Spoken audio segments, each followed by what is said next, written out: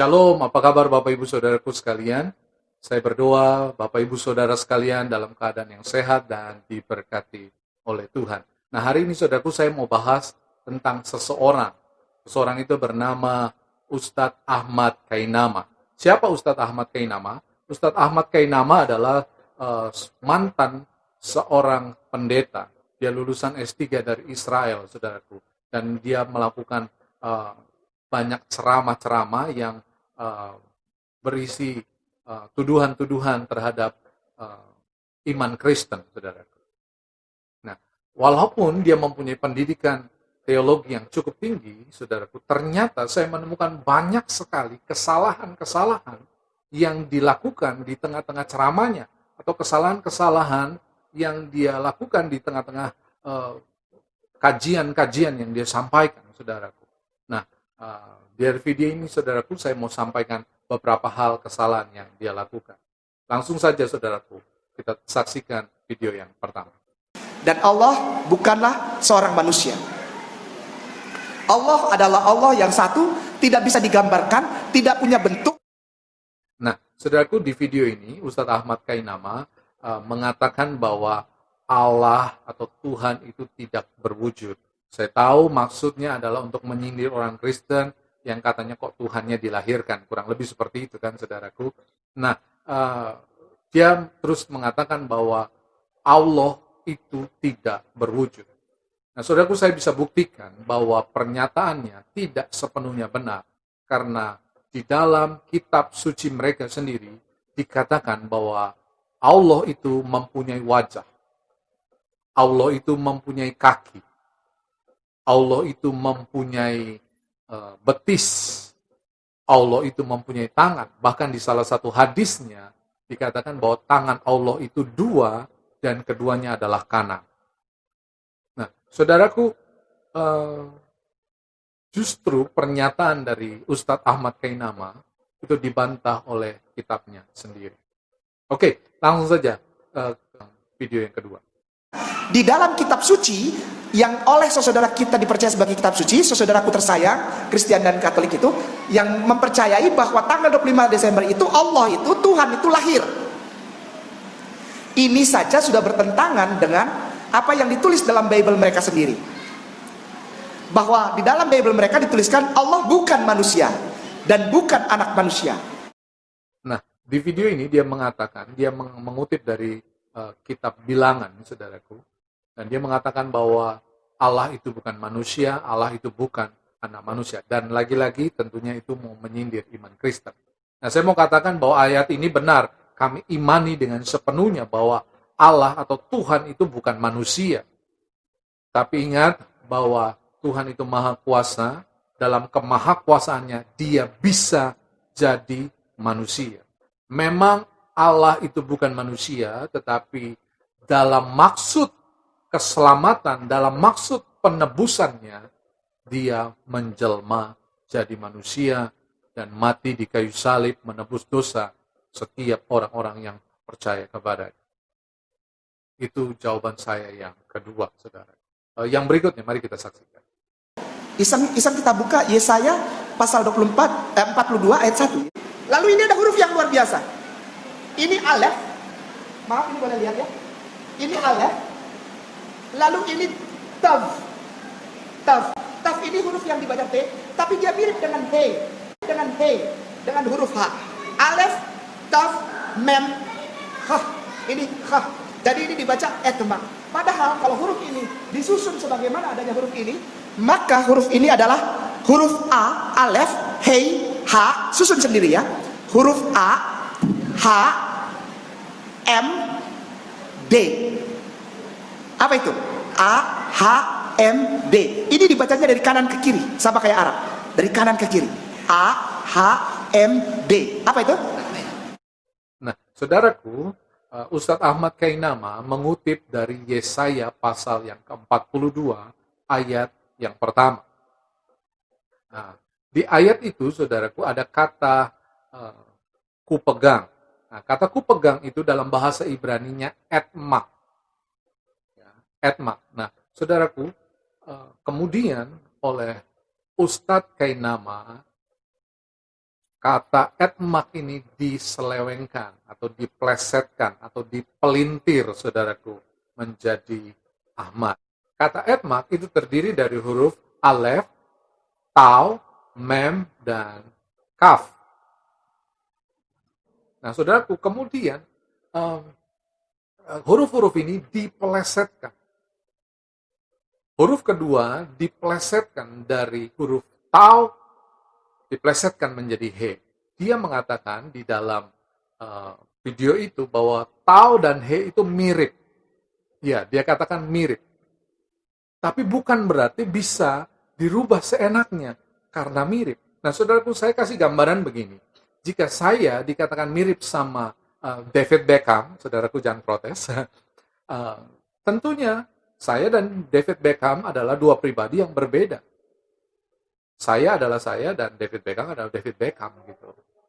Tidak bisa saling menggantikan karena memang kami berbeda, begitu kan saudaraku. Nah, hurufnya juga begitu saudaraku.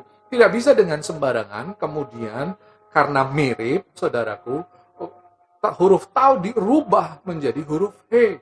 Tidak bisa saudaraku. Ini yang namanya pemerkosaan ayat saudaraku. Dan hal itu terjadi juga pada huruf keempat. Huruf keempat itu sebenarnya adalah huruf kaf. Tapi dia ganti dengan huruf dalet, saudaraku. Huruf kaf itu mempunyai garis yang lebih panjang daripada huruf dalet, saudaraku. Tetapi, lagi-lagi itu kedua huruf yang berbeda, saudaraku. Walaupun mirip, tapi beda. Tidak bisa kemudian digantikan, saudaraku. Nah, alhasil, saudaraku, Ahmad Kainama mengganti huruf-huruf ini sehingga terjadilah huruf-huruf A, H, M, D, saudara. Dan kemudian dia katakan, dia simpulkan bahwa itu adalah Ahmad. Itu adalah nubuatan tentang nama nabinya, saudara. Saudaraku, ini adalah sebuah kebohongan, ini adalah sebuah kesesatan, saudara. Al-Quran menyatakan bahwa orang Yahudi dan Nasrani mengenal Rasulullah Muhammad SAW bagaikan mereka mengenal anaknya sendiri. Lalu dikatakan bahwa di dalam Torah Rasulullah disebutkan namanya siapa? Mereka mengenal Rasulullah dengan nama ada Ahmad. Dan kemudian saudaraku, yang berikutnya juga dia katakan bahwa dengan bukti ini, dengan dia memaksakan kata etmak menjadi kata Ahmad, dia menunjukkan bahwa ternyata benar Al-Quran berkata bahwa nama Muhammad dan nama Ahmad itu tertulis dalam Taurat, itu ternyata benar. Buktinya ini di Yesaya 42 ayat 1. Kurang lebih dia akan berkata seperti itu kan? Tapi tahukah saudara, ini juga sebuah kesalahan fatal. Kenapa? Karena Yesaya itu bukan Taurat. Yesaya tidak termasuk dalam Taurat. Taurat itu adalah 5 kitab pertama dalam perjanjian lama. Kejadian, Keluaran, Imamat, Bilangan, Ulangan. Itu isi dari kitab Taurat.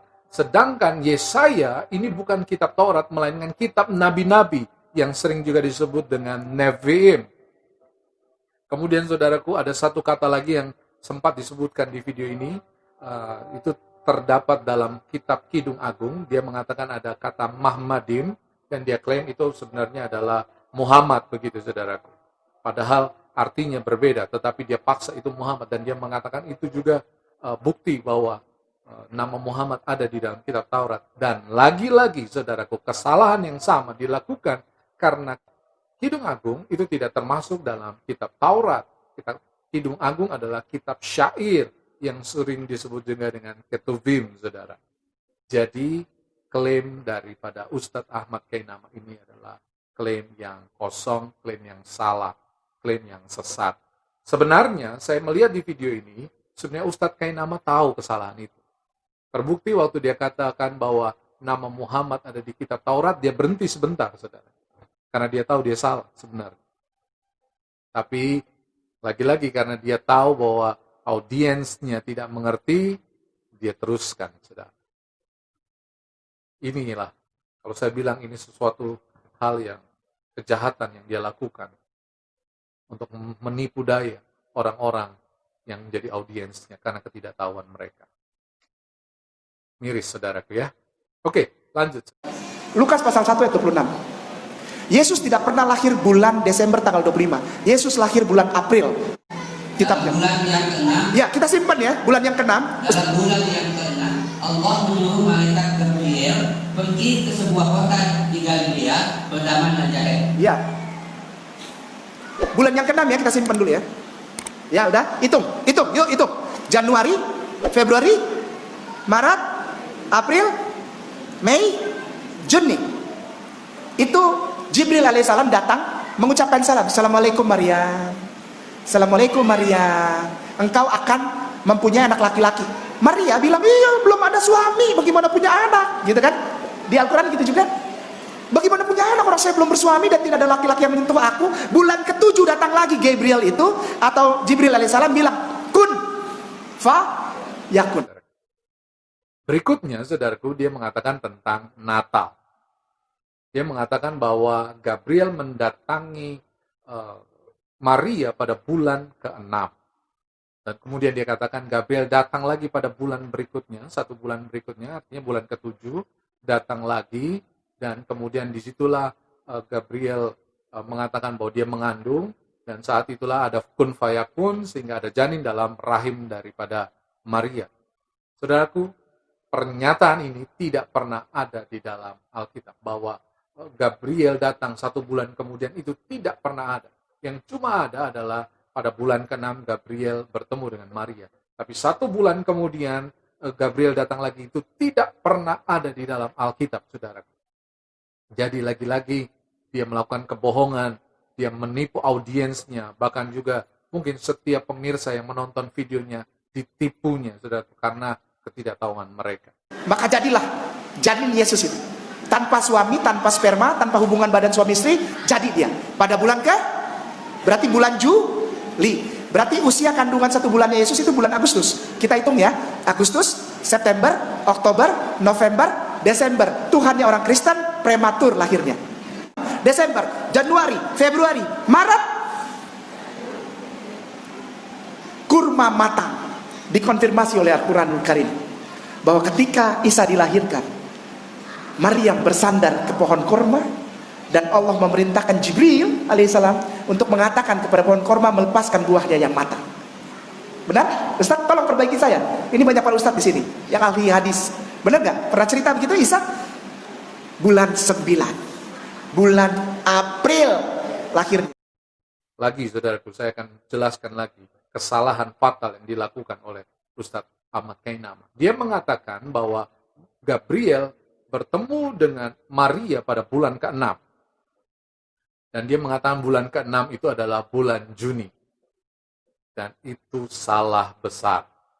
Ya, itu sebuah kesalahan fatal. Kenapa, saudaraku? Karena tahun barunya Ibrani, atau bulan pertamanya orang Ibrani, atau orang Yahudi, atau orang Israel, saudaraku, itu bukan di bulan Januari.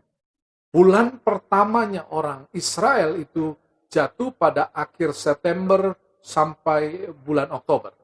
Jadi sebut saja bulan Oktober, saudara. Itu bulan pertamanya. Jadi bulan ke-6-nya harusnya, mari kita hitung, saudara. Oktober, November, Desember, Januari, Februari, Maret. Bulan ke-6-nya harusnya bukan Juni, tetapi bulan Maret. Itu bulan ke-6. Jadi bulan Maret sebenarnya waktu di mana Gabriel bertemu dengan Maria, mengatakan kabar akan dia akan mengandung dari Roh Kudus. Seorang wanita itu mengandung selama 9 bulan. Mari kita hitung dari bulan 3 atau bulan Maret, saudaraku, bulan ke-6 dari penanggalan Ibrani, dari penanggalan Israel, saudaraku. Mari kita hitung, 9 bulan dari bulan Maret. April, Mei, Juni, Juli, Agustus, September, Oktober, November, Desember. Jadi, saudaraku, Yesus dilahirkan pada bulan Desember. Klaim orang Kristen bahwa Yesus dilahirkan di bulan Desember sudah terbukti. Tadi kita sama-sama sudah menghitung bulannya, bahwa bulan ke-6, waktu Maria mendapatkan berita adalah jatuh di bulan Maret, dan kemudian 9 bulan kandungannya itu sampai di bulan Desember, dan bulan Desember dilahirkan, saudara. Nah, kemudian Ustadz Ahmad Kainama juga mengatakan bahwa tidak mungkin Yesus dilahirkan di bulan Desember karena cuacanya dingin. Loh, saudaraku, ini juga pernyataan yang aneh menurut saya, saudaraku. Bayi bisa dilahirkan baik di musim panas maupun di musim dingin, saudaraku. Itu bukan sebuah masalah. Kalau dikatakan goa ataupun kandang tempat Yesus dilahirkan itu dingin, oh ya mungkin dingin, saudaraku. Tapi kan saya percaya bahwa Maria dan Yusuf bukan orang bodoh, saudaraku. Pasti dia mempersiapkan selimut, dia mempersiapkan kain, saudaraku. Dia juga bisa buat perapian untuk menghangatkan ruangan tersebut, saudaraku. Jadi ini sebuah alasan yang dicari-cari untuk menyerang iman Kristen. Saya berdoa lewat video ini, baik teman-teman beragama Kristen maupun teman-teman yang beragama Muslim ataupun teman-teman yang beragama yang lainnya juga bisa mengerti, dapat pengetahuan yang lebih sehingga lebih berhati-hati terhadap setiap pengajaran.